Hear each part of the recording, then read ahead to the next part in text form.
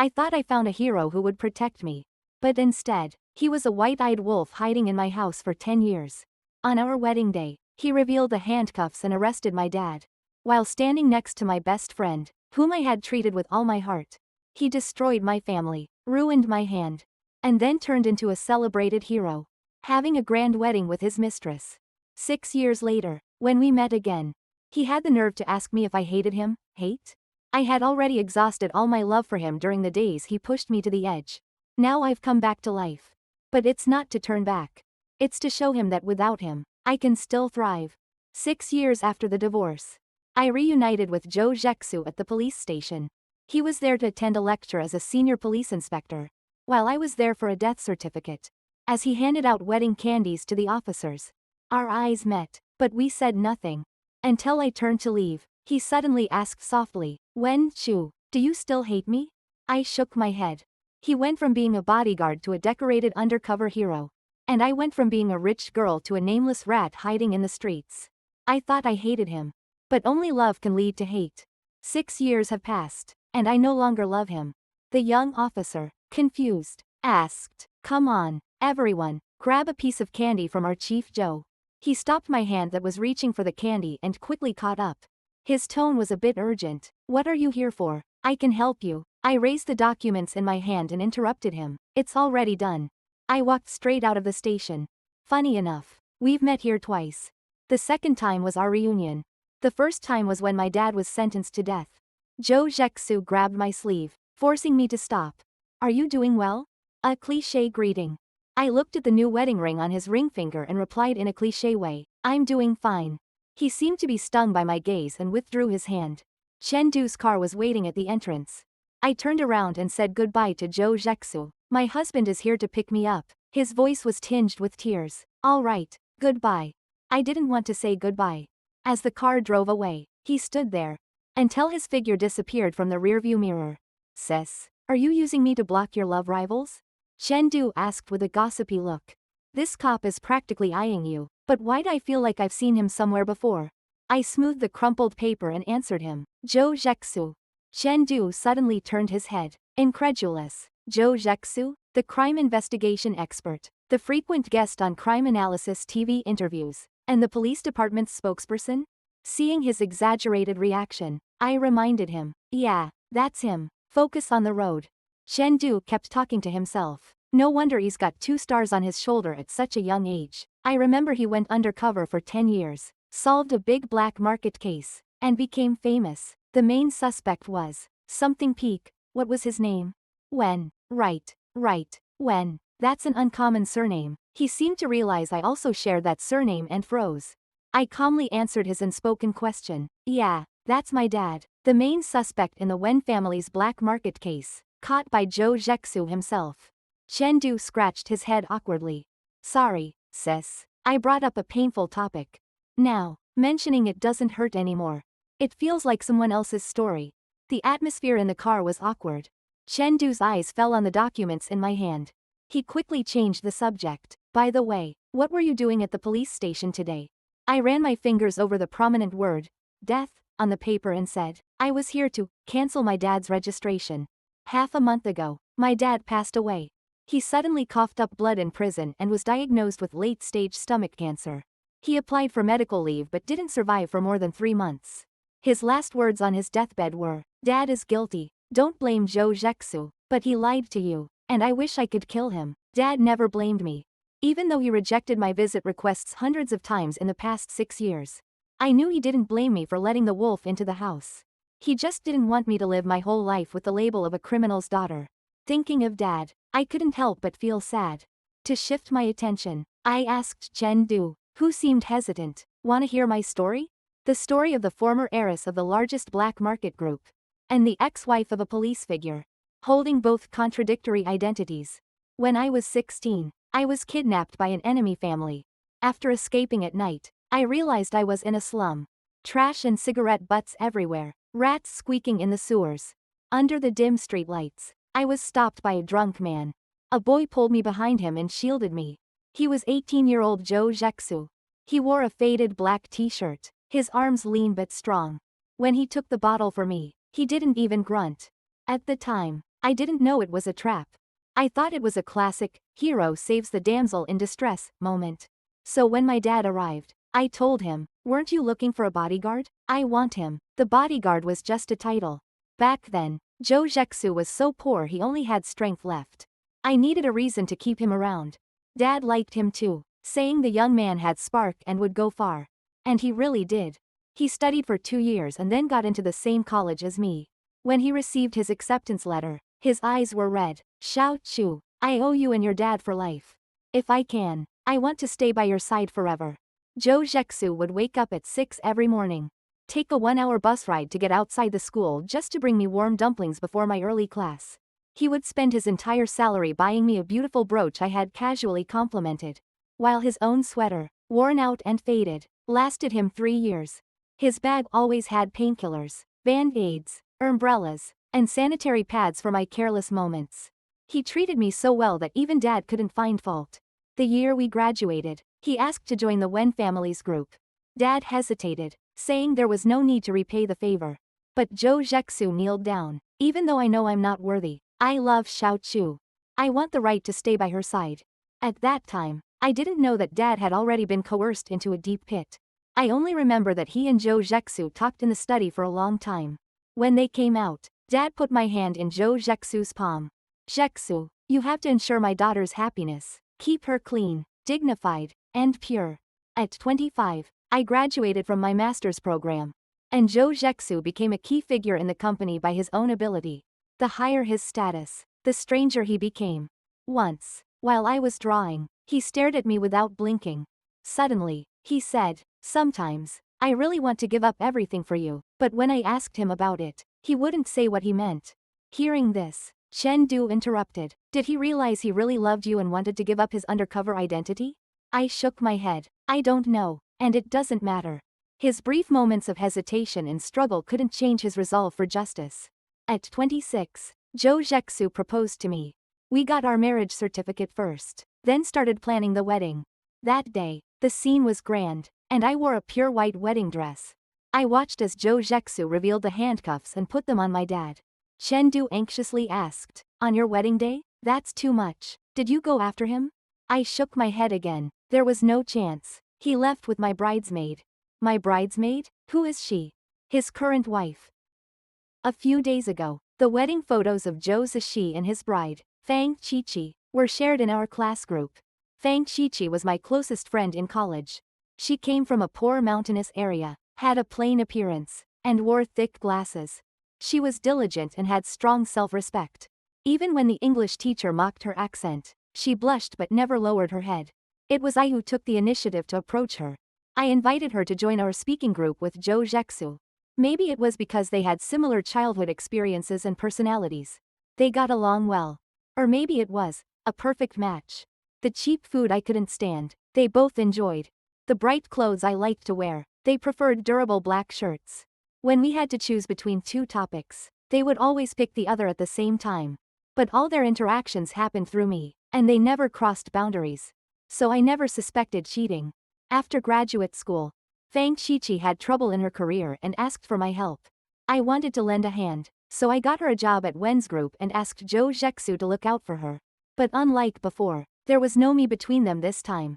That's when they started seeing each other. Why Fang Qiqi? Perhaps it was because Joe Jeksu could truly be himself in front of her. After hiding his true self for so long, I was kept in the dark. Until the wedding day when Fang Qiqi ran into Joe Jeksu's arms. Her eyes filled with tears. You did it. You've endured humiliation for 10 years, and now you can finally be yourself. 10 years passed, and it was only then that I truly understood Joe Jeksu. He silently, calmly, looked at me from afar. It felt like he was judging a criminal. I had so many questions. What will happen to my dad? When did you start this with her? And when did you start lying to me? But he didn't give me that chance. He came over with Fang Qiqi and coldly said, during the investigation, you won't be detained. I'll get you some clothes for your dad and send him to the detention center. He looked at my tear-streaked face, slightly moved. I threw my bouquet at his face. Then picked up a glass of wine and poured it over him. The wine splashed onto Fang Qiqi's pink bridesmaid dress. She said aggrievedly, Jeksu, don't soften. Loving her was just an act. You certainly won't be part of the play, right? One sentence snapped Zhou Zhexu awake. He picked up a glass of wine and poured it straight over my head. Return the favor. I'll give this back to you. After you've sobered up, we can talk. With that, he left with Fang Qiqi. Those days, I could hardly sleep. Wen's family was sealed, and our assets were frozen. While avoiding reporters, I was also contacting lawyers for my dad. In the end, the conclusion was there was no way out. It was at this point that I realized my dad was a villain in the eyes of society. My view of life shattered in that moment. Human nature is so complex. No one is purely evil. He did countless bad things, but he also loved his daughter and was passionate about charity. Likewise, no one is purely good. Like Zhou Zhexu. He was widely reported in the media, given titles like Shadow of Justice and Dawn of the Dark. But in the brightly decorated wedding room, I caught him kissing Fang Qiqi. By that time, I had no energy left to argue. I fainted. Then what happened after? Chen Du asked urgently. After that, I can't remember well. I almost died. Maybe it was my brain's protective mechanism kicking in. I fell ill, mentally disoriented. Perhaps out of pity. Zhou Zhexu didn't cancel the wedding registration with the authorities. Instead, he took a 2-month leave to take me to see a doctor. Psychological intervention. I didn't speak a word. Medication treatment. I refused to open my mouth. He even forced me to undergo shock therapy, ECT. It had severe side effects and could damage brain function. It left me unable to draw anymore. At the time, I didn't plan to get better. I had hidden blades in the mirror, waiting for my dad's sentencing day to finally be free. But Zhou Zhexu was furious. He pried my mouth open and forced me to swallow the pills. Did you think you were still that young lady? Can't you stop being so willful? Before, whenever I took my medicine, I'd throw a tantrum. And Zhou Zhexu would patiently coax me. Good girl, I'll give you some candy once you swallow it. But this time, there was no candy. When he let go, I spit everything out. Zhou Zhexu lost his patience and looked down at me.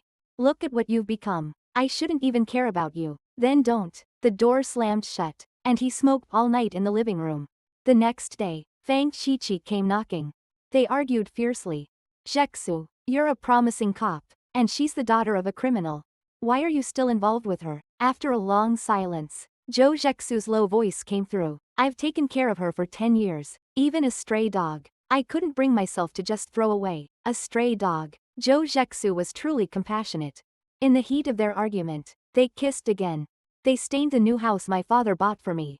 I ran out, smashing everything in sight, including the happy wedding photos. Zhou Zhexu shielded Fang Qiqi behind him, just like he once protected me. He stood by, coldly watching my breakdown. Fang Qiqi pretended to be scared. I told you, she has the blood of a criminal in her. Selfish, violent, she's terrifying. Mentioning my father, I snapped. I picked up glass shards and lunged at them. But Zhou Zhexu kicked me away. His words were filled with disappointment. Wen Chu, you've drained the last bit of mercy I had for you. The day Zhou Zhexu went to submit the withdrawal application, my father's final judgment was also handed down. Life imprisonment.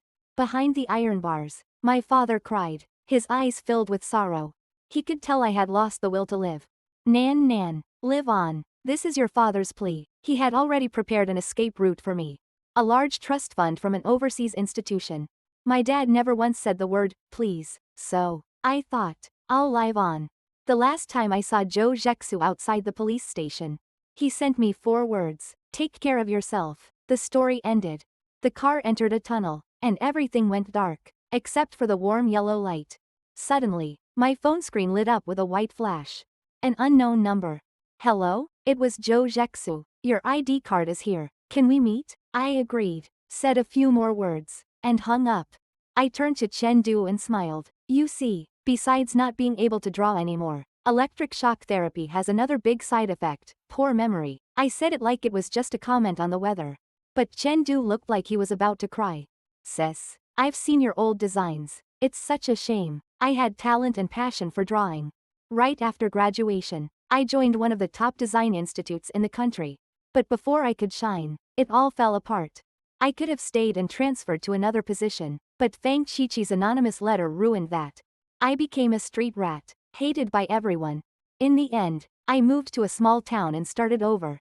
Chen Du sniffled. You don't want to see him again, right? Let me go get it for you. It's okay. I closed my eyes and said. I still have something at his place. Might as well get it back. It was my portfolio from school. At the time, Zhou Zhexu begged me to give it to him to frame and keep. Looking back now, it was a shame I gave it to him. The meeting spot was chosen by Zhou Zhexu. It was on the walking street near our university. The cake shop at the end of the street used to be where we got our anniversary cakes every month. Now it had been remodeled into a cafe. Zhou Zhexu sat in a corner of the cafe, back straight. I walked over, nodded politely to him, and sat down. He had already ordered a flat white for me. I took a sip, but it was already cold. I'm not sure how long I had been waiting. He seemed nervous, his fingers tapping the table rhythmically. I had seen him do this 3 times before. The first time was when he confessed. The second time was when he proposed. And now, why was he nervous again? The shop had changed, but the owner was still the same. He glanced at us several times before coming over to greet us. It really is you two. It's been a long time. I remember you two brought me wedding candy years ago. I smiled. You can still get his wedding candy now. Zhou Zhexu's neck turned red, and the owner wisely walked away. I gathered the ID card on the table. Not wanting to waste time, I got straight to the point. Are the drawings I mentioned on the phone still here? He sighed quietly and pulled out a yellowed album. Most of them were destroyed by Chi-Chi when she was angry. All that's left are these few. Opening the album, there was no dust as I had imagined. The pages were fresh, and each picture had been sealed after spraying fixative.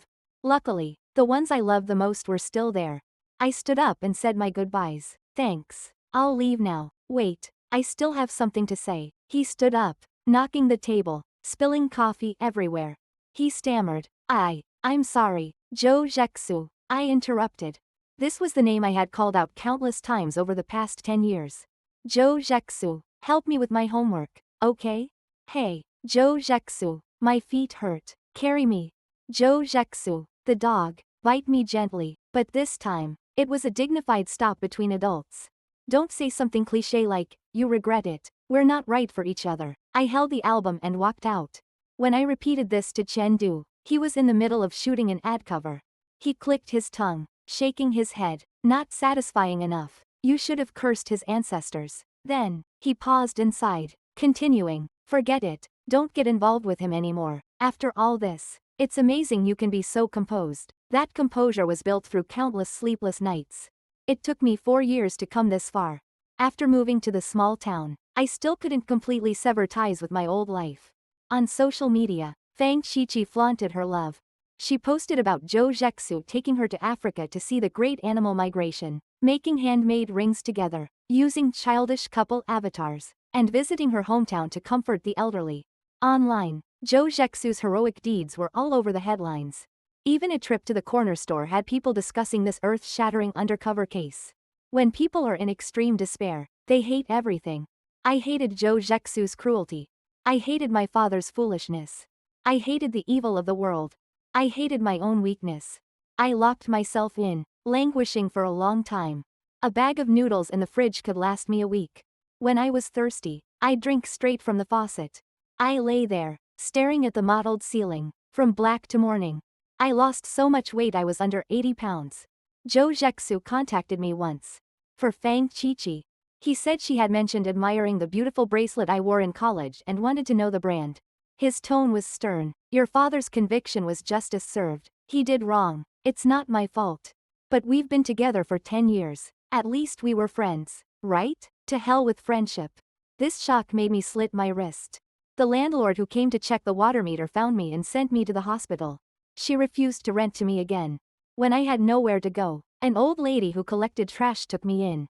She often comforted me. Child, life is rarely as we want it, but there's nothing you can't get through. Later, I learned that she lost her parents in childhood. Her husband in the 2nd year of marriage raised her son with great difficulty, and when her grandson was just born, her son died in a construction accident. Now, in her old age, she took care of her grandson with no source of income. She was Chen Du's grandmother. When the grandmother passed away, Chen Du was 16. He seemed used to the passing of family, handling the arrangements like a pro. I thought about what I was doing at 16. Carefree, spoiled, crying to my dad over a scraped knee. At 16, I made the biggest mistake of my life. taking in Zhou Zhexu. And at 16, I took in Chengdu without a second thought. The money my dad left me, I donated it. For survival, for Chengdu's tuition. I started looking for a job. Though I lost the ability to draw, my sense of aesthetics remained. I taught myself photography and became a freelance photographer. When you're busy, it's not as painful. At least I don't spend every second stuck in the past. Another 2 years passed. Chengdu was 18 and preparing to go to college in the city. He asked me, "Sis, if you don't want to go back, I'll visit you every week." I shook my head and said, "It's time to go back." Photography was starting to take off, and I should look for more opportunities. Chengdu said cautiously, "I always thought you were hiding in the town to avoid people you didn't want to see." People I didn't want to see? I suddenly realized, oh, I'll never think of Zhou Zhexu again. When Fang Qiqi came to visit, I was adjusting Chengdu's collar. Fang Qiqi walked straight in, her high heels clicking loudly. By then, she had taken off her glasses and shed her awkward look. She dressed up carefully. But as a photographer, I could tell immediately she was exhausted beneath her thick foundation. Her eyes fell on my hands, which were unbuttoning Chengdu's shirt. It was for an ad shoot. "This is the little puppy you're raising?" Unchecked, with a man and still hitting on other people's husbands. Before I could speak, Chengdu's face turned cold. "What are you talking about? Watch your mouth." It seemed like he wanted to get up, but I pressed him back down. No choice. Today's shoot needed a cold, aloof look. Chengdu looked like he could produce some stunning shots. Ignored, Fang Qiqi got mad, grabbing the camera and slamming it to the ground. The lens shattered completely. I squatted down, inspecting the camera body, and said, "It's all broken. I'll provide the receipt, pay in full, and the work compensation for a week." "Who are you looking down on?" She glared at me. Zhexu gave me his bank card. "What's this cheap thing worth?" 280,000. "I'll give you the number later." "What?" Fang Qiqi stared at me in disbelief. "Are you crazy? Trying to scam money? No way. 5,000 at most. Seems like the wife of a police chief isn't doing too well." I acted like I was about to call the police. Maybe she was afraid Zhou Zhexu would find out. Fang Qiqi backed off and stopped me. "Give me the receipt. Transfer the money within a week." A week later, I received the money. And a threatening text from Fang Qiqi. "This money is a reward for you. Stay away from Zhou Zhexu, or your identity and your little model affair will be all over trending tomorrow." Chengdu was still in school, and his modeling career had just started. I didn't want to affect him. So, I dialed the unknown number. When Zhou Zhexu came to the studio, he brought the small dumplings I loved in school. He took them out from his coat, still warm.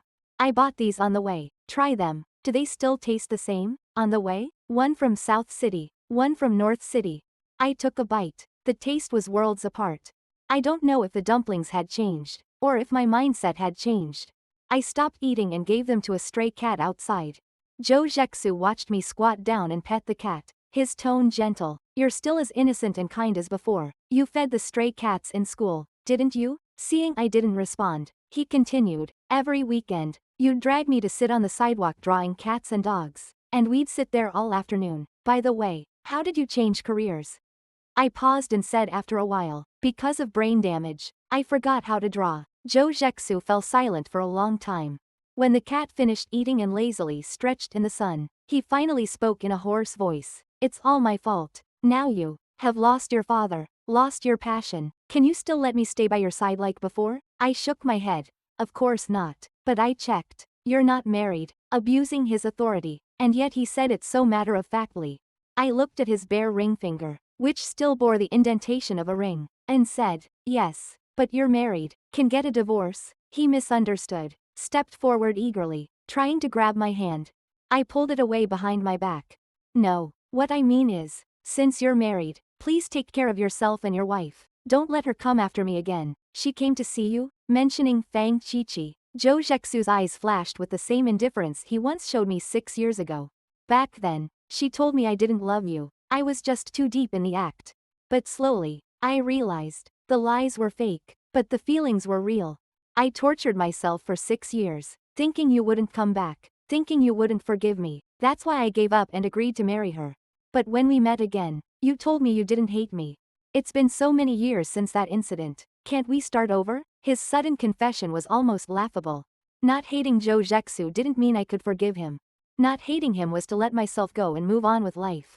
I thought for a moment. then spoke calmly. Do you remember that fat tabby cat at school? I fed him many times. The topic changed too abruptly, and Zhou Zhexu froze for a moment before answering. Yes. He was very clingy, and you really liked him. I continued, but one time he got scared and bit me. When I got the rabies shot, I was gritting my teeth in pain. When I saw him again, he meowed at me, trying to make up for it. You told me, don't feed wild animals that aren't tame. Perhaps he realized I was implying something. Zhou Zhexu looked uncomfortable. The pain from that time still lingers, but if you ask me if I hate him, I definitely don't. What's there to hate about a beast? But I definitely won't keep feeding him again. Zhou Zhexu's face turned pale. He understood. In my heart, he and the stray animals were no different. I'm doing fine now. If you and Fang Qiqi stop bothering me, it'll be even better. With that, I turned and returned to the studio. Outside the window, Zhou Zhexu stood there for a long time. His back was a little conspicuous. I pulled down the blinds. Like the little cat, I curled up on the sofa and took a long nap. When Chen Du came in to wake me up, his face twisted in anger. He had a wound on his hand. I took out the first aid kit to treat it. Who did you fight with? He smirked. As soon as I saw Zhou Zhexu standing at the door, I called him over to the corner. How about that? I got some revenge for you. I deliberately pressed the cotton swab with iodine onto the wound. If he had seriously fought with you, you'd definitely be all bruised up by now. I still have to rely on your looks to make a living. Chen Du thought for a moment, then realized, that's true. I kept wondering why he didn't fight back like an idiot. Too bad you didn't see it. I beat him up like a dumpling. Ha ha ha. A few days later, I saw it for myself. But I'm sure Chen Du exaggerated it. Aside from a bit of purple bruising and scars near his brow bone and lip, Zhou Zhexu looked fine. He was dressed very formally today, his police uniform neat and sharp. He asked seriously, can you take a new ID photo for me? All the promotional photos are from years ago. I'd like to change them. When you have money, you might as well make some. I agreed and directed him to sit properly in front of the white backdrop.